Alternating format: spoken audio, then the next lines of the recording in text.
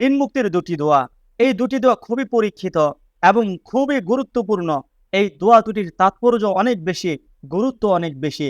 এই দোয়া দুটি আপনি যদি আমল করতে পারেন, ইনশাআল্লাহ কথা দিতে পারি যে অল্প দিনের মধ্যে আপনার ঋণ পরিশোধের ব্যবস্থা হয়ে যাবে। প্রিয় দর্শক, আমরা অনেকেই ঋণে জর্জরিত হয়ে আছি। আমাদের জীবন অচল হয়ে যাচ্ছে শুধু ঋণের কারণে। অনেক মানুষ এরকম রয়েছে শুধু ঋণ করার কারণে বাড়িতে থাকতে পারতেছে না। অনেক মানুষ এরকম রয়েছে যারা ঋণ আনার কারণে, ঋণের কারণে বাড়ি ছেড়ে এখন পলাতক অবস্থায় দেশ বিদেশে ঘুরে বেড়ায়। প্রিয় দর্শক, আমি আপনাকে এমন দুটি আমল শিখাবো। এই দুটি আমল থেকে যে কোনো একটি আমল যদি আপনি করতে পারেন, ইনশাআল্লাহ যে কোনো একটি আমল যদি আপনি করতে পারেন, আল্লাহ তাআলা আপনার জীবনে যত ঋণ আপনি করেছেন, আল্লাহ তাআলা সমস্ত ঋণ পরিশোধের ব্যবস্থা করে দিবেন। আপনার লক্ষ কোটি টাকা ঋণ থাকলেও আল্লাহ তাআলা এই ঋণ পরিশোধের ব্যবস্থা করে দিবেন আপনাকে। আল্লাহ তাআলা গায়বীভাবে আপনার ঋণ পরিশোধের ব্যবস্থা করে দিবেন। আল্লাহ তাআলার কাছে কোনো কিছুর অভাব নেই। আল্লাহ তাআলার কাছে সবকিছু আছে। অর্থ সম্পদ কোনো কিছুর অভাব নেই। অতএব আপনি যদি আমল করেন, অবশ্যই আল্লাহ তাআলা আপনার ঋণ পরিশোধের ব্যবস্থা করে দিবেন। আল্লাহ তাআলা আলিমুল গায়ব, কোথা থেকে তিনি কিভাবে ব্যবস্থা করে দিবেন তিনি জানেন। আপনার কাম আপনি আমল করবেন, আল্লাহ তাআলা ব্যবস্থা করে দিবেন। আপনি আল্লাহ তাআলার উপর ভরসা রাখেন, আল্লাহ তাআলাকে বিশ্বাস করে, আল্লাহ তাআলাকে মহাব্বত করে, আল্লাহ তাআলাকে সন্তুষ্টি করার জন্য আপনি এই আমলগুলো করেন। অন্ততপক্ষে দুটি আমল থেকে একটি আমল আপনি করেন।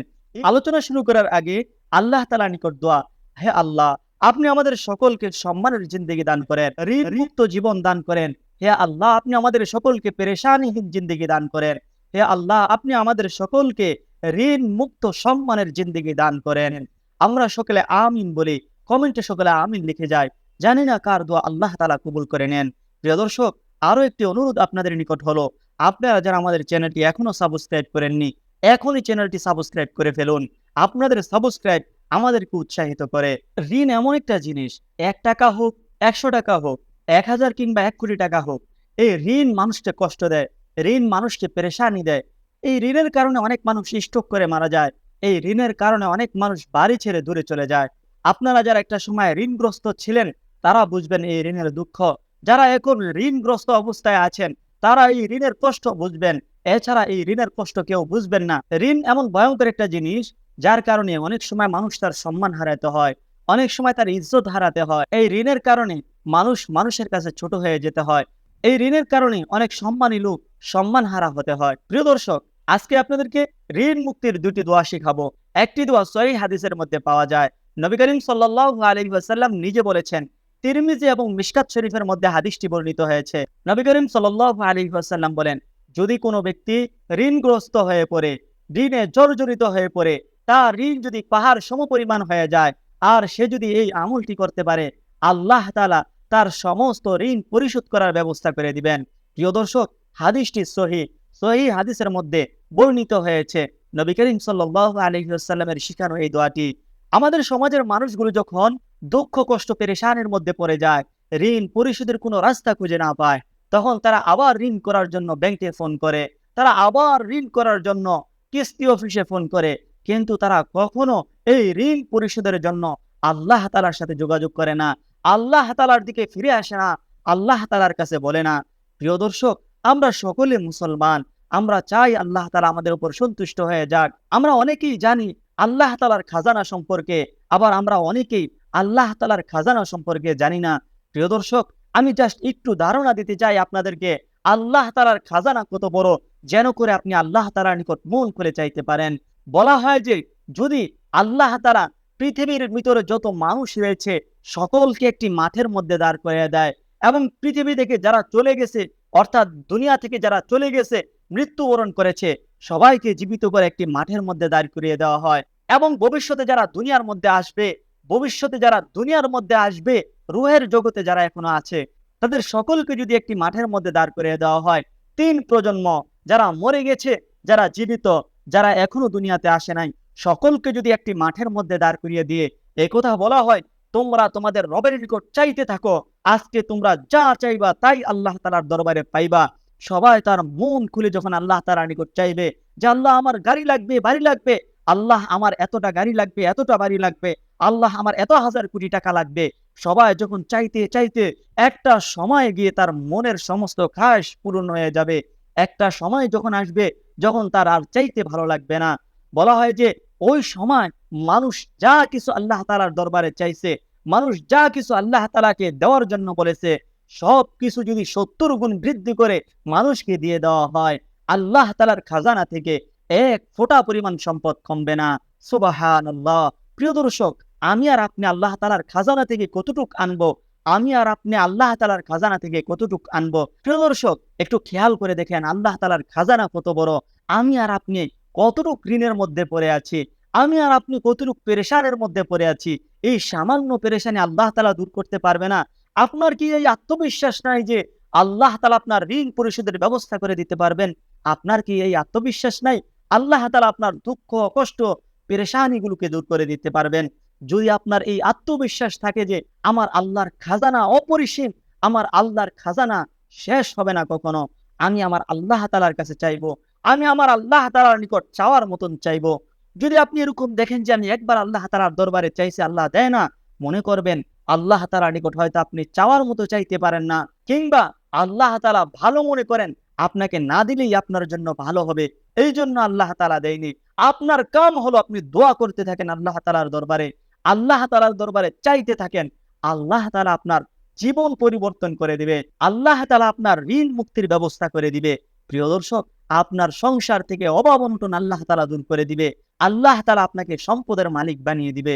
এজন্য আমরা সকলে যে কাজটি করব, আমরা সকলে আল্লাহ তাআলার নিকট চাইব। যদি আপনি রাসূল সাল্লাল্লাহু আলাইহি ওয়াসাল্লামের শিখানো দোয়াটির আমল করতে পারেন, আল্লাহ তাআলা আপনার সমস্ত ঋণ পরিশোধের ব্যবস্থা করে দিবেন। দোয়াটি হলো হাসবুনাল্লাহু নি'মাল ওয়াকিল, নি'মাল মাওলা ওয়া নি'মান নাসির। আমি আবারও বলতেছি, হাসবুনাল্লাহু নি'মাল ওয়াকিল, নি'মাল মাওলা ওয়া নি'মান নাসির। আপনি এই দোয়াটি বারবার পড়তে থাকেন।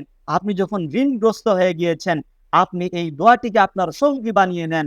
আপনি বেশি বেশি পরিমাণে এই দোয়াটি পড়েন, সাথে আপনি দুরূদ শরীফ বেশি বেশি পরিমাণে পড়েন। আল্লাহ তাআলা আপনার সম্পদের ব্যবস্থা করে দিবেন, ঋণ পরিশোধের ব্যবস্থা করে দিবেন। দ্বিতীয় যে আমলটির কথা আমি আপনাদেরকে বলবো, একটু খেয়াল করে শুনবেন। প্রিয় দর্শক, আপনি ১ টাকা ঋণে থাকেন, কিংবা ১,০০০ টাকা, কিংবা ১,০০০ কোটি টাকার ঋণে থাকেন, আপনার ঋণ আপনাকে কষ্ট দিবে। আপনার ঋণ আপনাকে দুঃখ, কষ্ট, পেরেশানির মধ্যে রাখবে। প্রিয় দর্শক, আপনি যদি ঋণ মুক্ত থাকতে চান, আপনি যদি ঋণ মুক্ত জীবন চান, আপনি যদি সুখ শান্তির জীবন চান, আপনি যদি চান আপনার সংসারে বরকত হোক, অভাব অনটন দূর হয়ে যাক, তাহলে আপনি এই আমলটি বেশি বেশি পরিমাণে করবেন। বিশেষ করে অন্ততপক্ষে রাতে ঘুমানোর আগে আপনি ১০০ বার পড়বেন। এই আমলটি সবচাইতে বেশি গুরুত্বপূর্ণ আমল। এই আমলটি অ্যান্টিবায়োটিকের মতন কাজ করে। আপনি যখন দুঃখ, কষ্ট, পেরেশানির মধ্যে থাকবেন, আপনি যখন ঋণগ্রস্ত হয়ে পড়বেন, আপনি তখন এই আমলটি বেশি বেশি পরিমাণে পড়বেন। আমলটি হলো আপনি বেশি বেশি পরিমাণে ইস্তিগফার পড়বেন। আস্তাগফিরুল্লাহ। আস্তাগফিরুল্লাহ শব্দের অর্থ হলো, হে আল্লাহ আপনি আমাকে ক্ষমা করে দেন, হে আল্লাহ আপনি আমাকে ক্ষমা করে দেন। বলা হয় যে যদি কোনো ব্যক্তির গুনাহ মাফ হয়ে যায়, ওই ব্যক্তি আল্লাহ তাআলার প্রিয় হয়ে যায়। আর যখন কোনো বান্দা আল্লাহ তাআলার প্রিয় হয়ে যায়, আল্লাহ তাআলার পছন্দের হয়ে যায়, ওই ব্যক্তির জন্য আর কি প্রয়োজন? ওই ব্যক্তি দুনিয়া এবং দুনিয়ার মধ্যে যা কিছু আছে সব কিছু পেয়ে গেল। প্রিয় দর্শক, আমি আপনাকে আবারও বলতেছি, আপনি যখন বেশি ঋণগ্রস্ত হয়ে যাবেন, আপনি যখন বেশি দুঃখ, কষ্ট, পেরেশানিতে থাকবেন, আপনি বেশি বেশি করে ইস্তেগফার করবেন। আপনি কল্পনাও করতে পারবেন না কত দ্রুত আল্লাহ তাআলা আপনার সব সমস্যার সমাধান করে দিবেন। আপনি বেশি বেশি পরিমাণে দুরূদ শরীফ পড়বেন। আল্লাহ তাআলা যখন কোনো বান্দার উপর সন্তুষ্ট হয়ে যায়, আল্লাহ তাআলা হযরতে জিবরাইল আলাইহিস সালাতু ওয়াস সালামকে ডেকে বলেন, হে জিবরাইল, দুনিয়াতে বিচরণকারী ওই যে আব্দুল্লাহ দেখা যায়, তার উপর আমি সন্তুষ্ট হয়ে গিয়েছি, তুমিও সন্তুষ্ট হয়ে যাও। জিবরাইল আলাইহিস সালাতু ওয়াস সালাম আসমানের প্রথম আসমান থেকে সপ্তম আসমান প্রত্যেক ফেরেশতাদেরকে জানিয়ে দেয়, ও ফেরেশতারা তোমরা শোনো, আল্লাহ অমুক বান্দার উপর সন্তুষ্ট, আল্লাহ অমুক বান্দার হয়ে গিয়েছে, তোমরাও তার উপর সন্তুষ্ট হয়ে যাও, তোমরাও তার উপর দয়াশীল হয়ে যাও।